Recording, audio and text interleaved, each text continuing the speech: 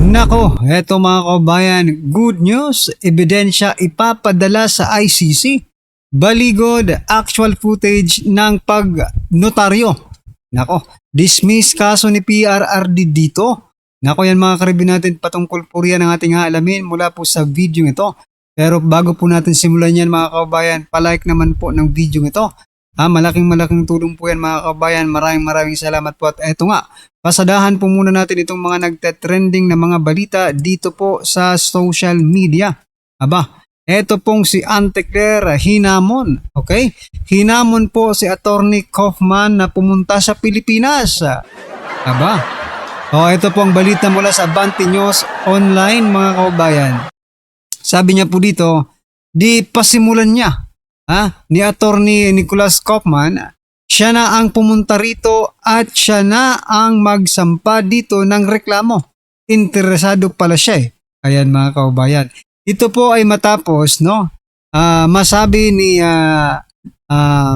Attorney Kaufman mga kaubayan na marami din po ang AJK sa panahon po ni President Bongbong Marcos Jr. Ito po ang balita Sabi po dito, hinamon ni Palace Police Officer Claire Castro si Attorney Nicholas Kaufman na magpunta sa Pilipinas at mag-imbestiga sa sinasabi na maraming napatay na drug suspect sa ilalim ng Marcos administration. Pero wala umanong interes ang gobyerno na imbestigahan ito. Bakit naman po? Maling-mali talaga ito si Auntie Claire, Dapat inuna niya muna ipinakita niya muna yung data, kung may data man sila. Pero kayo mga kababayan, for example, naglabas si Claire ngayon ng data, di ba? Data patungkol po sa mga drug-related incident, Maniniwala ba kayo kay Auntie Claire? Ganun din Kahit ilabas niya yung mga data nila ngayon, ang problema, hindi po sila pinaniniwalaan ng tao Di ba? So yun po dapat ang unang ginawa. Instead na ganito ang sagot niya, kasi attorney naman pala siya, ebidensya, based on evidence dapat ang kanyang approach, di ba? Kasi yung kay Attorney Kaufman, based on evidence din Yung study sa University of the Philippines, di ba? Sa UP. Okay, yung project, may pinangalanan ko yung kahapon, nakalimutan ko lang, isang project, na sila po yung tumitingin kung ilan na, nakalagay po dun 1,800 plus, base po sa kanilang pag-aaral ng project na yon, nasa 1,800 po sa panahon ni President Bongbong Marcos Jr. So, kumbaga, doon po nagbase si Kaufman. Ngayon, Auntie Claire, saan ka naman magbabase? Anong ebidensya mo? Diba? Yun Hirap naman, attorney pero hindi nagbabase sa ebidensya. Any documents that support na sa sinasabi nyo na mali ka, Kaufman, eto, meron po kaming data. Kaso wala naman pong pinakita si Auntie Claire, ito pong naging komento ng ating mga kabayan patungkol po dito. Sabi po dito ni Ryan Bautista, alam may plano, baka may maleta, naghihintay kay Nicholas. Aray ko po.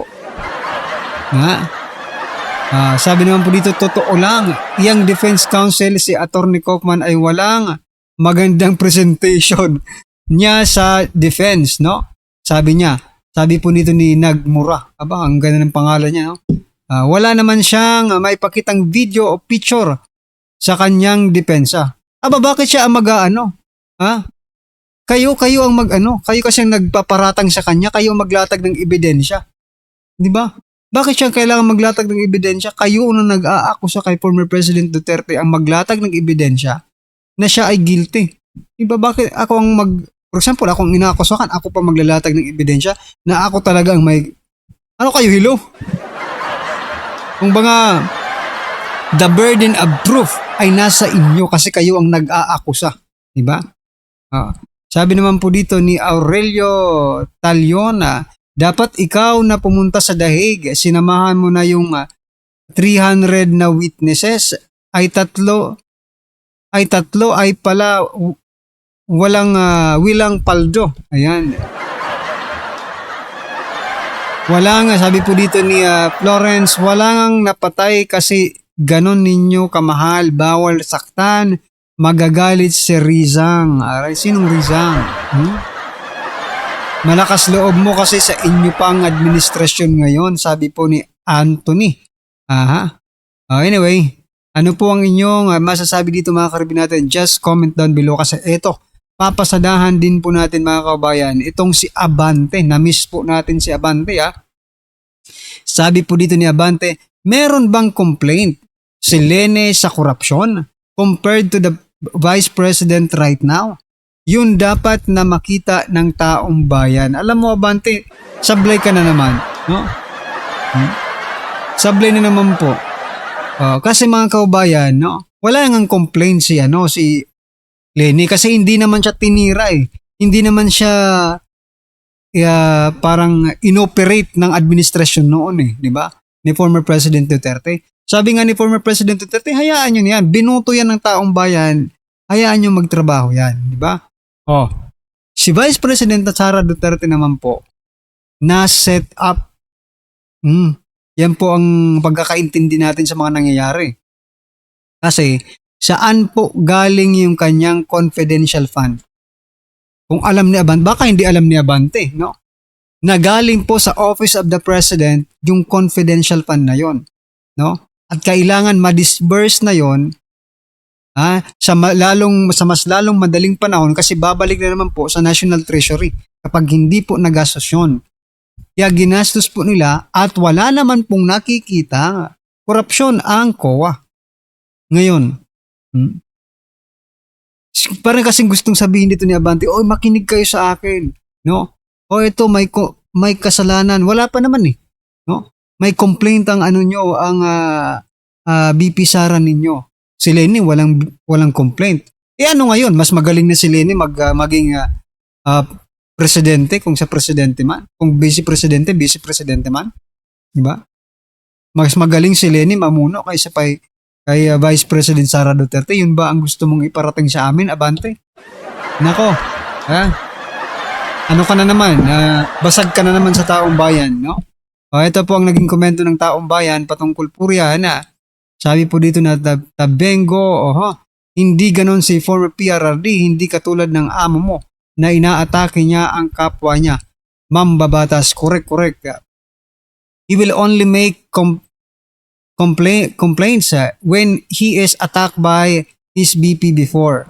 Unlike your boss, he is always attacking his BP even if he knew that she never did something wrong to him. Ayan nga sabi naman po ni Lacandaso, madali lang naman mag-complaint. Lahat naman ng tao may karapatang mag-complaint. Kahit walang basihan. Yan ang mga ginagawa ninyo ngayon. Pero, palaging nababasura kasi puro kasinungalingan ang complaint ninyo. Ayan nga no? Puro kayo planting, no? Pasagot na lang nung tanong, hihihi. Ayan. Ikaw na Abanteng sumagot ng tanong para mas malaman mo. Pag sinagot mo ang tanong na yan, magre-research ka sino bang presidente noon? Sinong presidente ngayon? Anong pagkakaiba nila? Saan galing yung confidential fund? Malalaman mo kung saan galing. At matatauhan ka pag nalaman mo yan. Sabi naman po dito ni Omara, Bosa. Sabi po dito, Bosa. Nabigyan si Madam Lene ng maleta kaya quiet na. Hindi, pagpunta po ni President Bongbong Marcos Jr. kay Lene, no? Meron yatang ibinigay na 500 million mga kababayan, okay? Kasi ayaw ni former PRRD na ipa-impeach si Lene noon, kaya hindi hinanapan ng ground. Di tulad ni Sara na binabagsak kasi ang lakas niya para sa 2028. Palakpakan po natin. So ayan mga kababayan, ano po ang inyong opinion patungkol po dito kay Abante? Just comment down below. At eto, pasadahan na po natin yung video mga kababayan. Pasok. Katulad ni Senator Ping Lacson, medyo nalulungkot ako sa mga pahayag niya. Magandang araw po mga Ginoo. Ako po si Atty. Charlie Pascual sa Coopong Notary Public sa lungsod ng Las Piñas.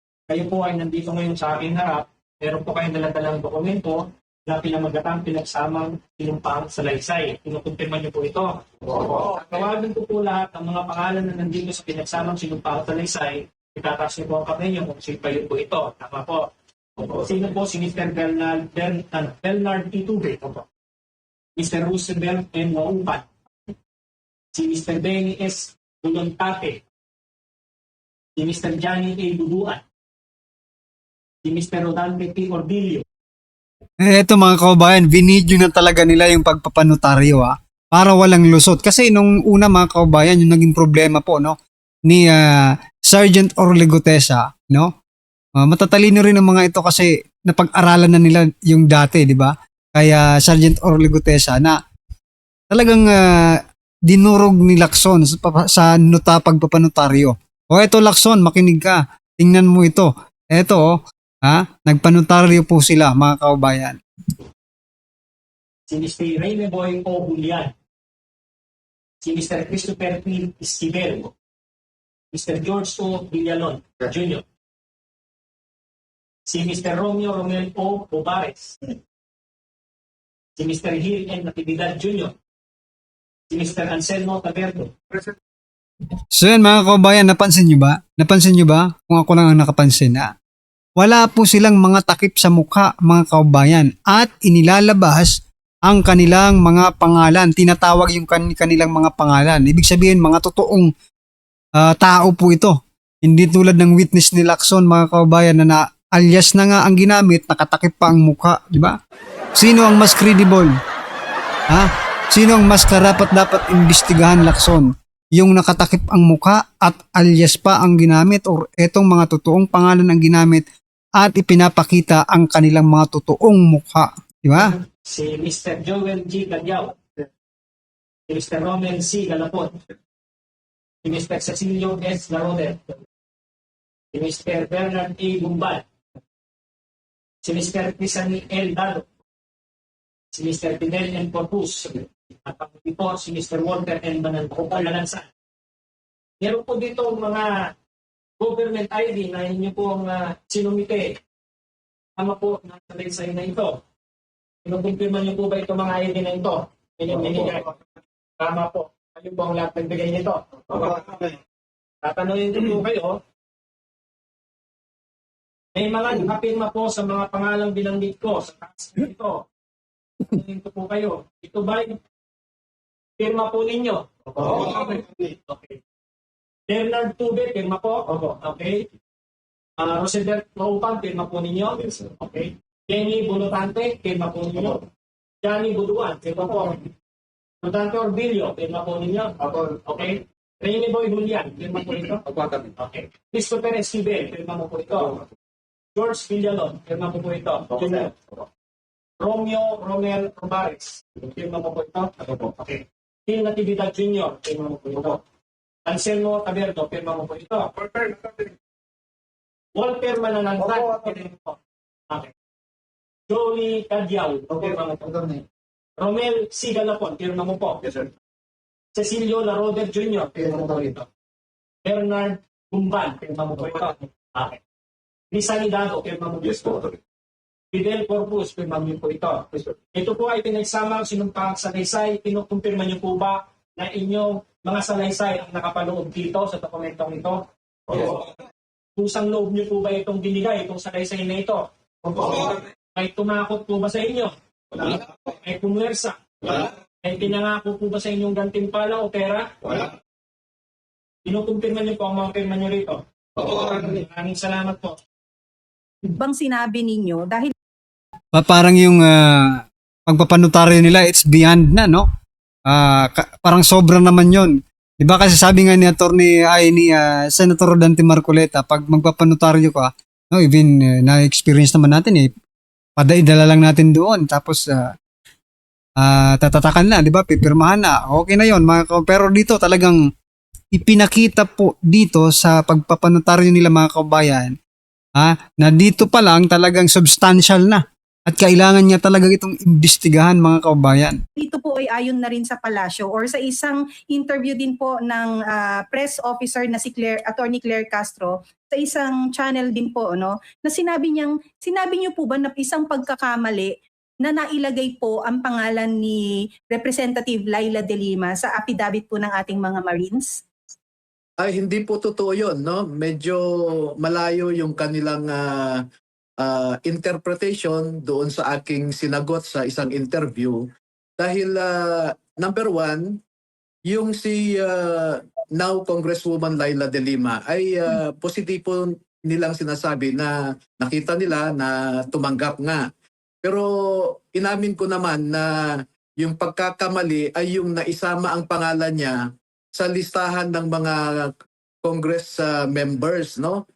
Dapat nandun siya sa subtopic na ICC operations dahil ang tingin ko ay doon siya na-involved sa ICC operations, pero dahil nga miyembro siya ng Kongreso, naisama yung pangalan niya doon sa mga listahan, no? Her name was lumped into the list of members of Congress na sa ngayon naman ay miyembro na siya ng Kongreso. So if anyone claims that is a mistake, that is an innocuous mistake. The substance is that nakatanggap naman talaga siya. Attorney, walang iniwan to, no? Doon sa sitwasyon naman kung saan pinangalanan ng isang Senator Erwin Tulfo na kung saan ang pangalan niya di umano nung tumanggap din ng pera at dinilibiran ng pera ng mga sundalong ito ay congressman pala ang isang Senator Erwin Tulfo. Oo, pero nabigyan kasi siya nung congressman pa lang siya, no? At nung senador na siya ay nabigyan din kasi.